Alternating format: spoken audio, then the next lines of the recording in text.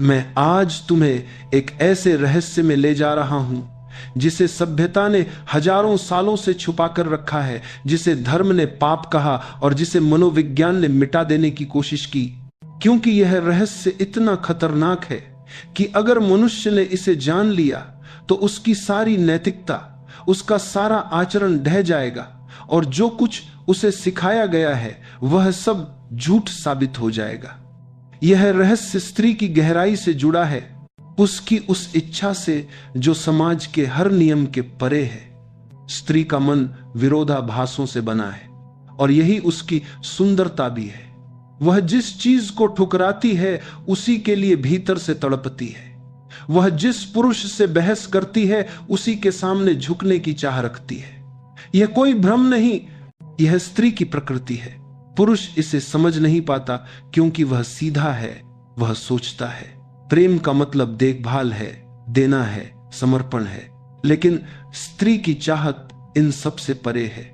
एक बार एक व्यक्ति मेरे पास आया, बहुत उदास।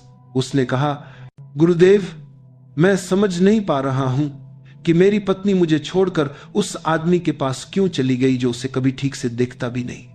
वह उसके संदेशों का जवाब नहीं देता, उसे इग्नोर करता है, कभी कॉल तक नहीं करता। और मैं उसके लिए सब कुछ करता था।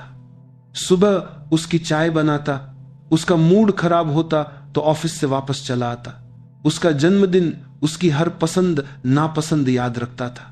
मैंने खुद को भूलकर उसे खुश करने की कोशिश की, पर वह चली गई उस आदमी के पास जो उसे समझता भी नहीं। मैंने कहा, यही तो रहस्य है। तुमने उसे खुश करने की कोशिश की, लेकिन वह उसे महसूस करना चाहती थी। तुमने उसके लिए खुद को खो दिया, पर वह उस पुरुष की ओर गई जिसने खुद को नहीं खोया।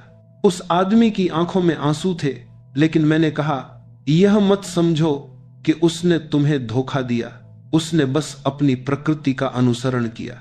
स्त्री चाहती है कि पुरुष में गहराई हो, स्थिरता हो, एक रहस्य हो। जब तुम हर समय उपलब्ध रहते हो, वह तुम्हें अनुभव करना बंद कर देती है, क्योंकि अनुभव तब तक होता है जब तक बीच में थोड़ी दूरी हो। स्त्री का मन तूफान है और पुरुष का अस्तित्व सागर। अगर सागर उथला हो तो तूफान उसे मिटा देता है, लेकिन अगर सागर गहरा हो तो वही तूफान उसमें नाचने लगता है। जब पुरुष अपने भीतर स्थिर हो जाता है तो स्त्री उसमें समा जाती है।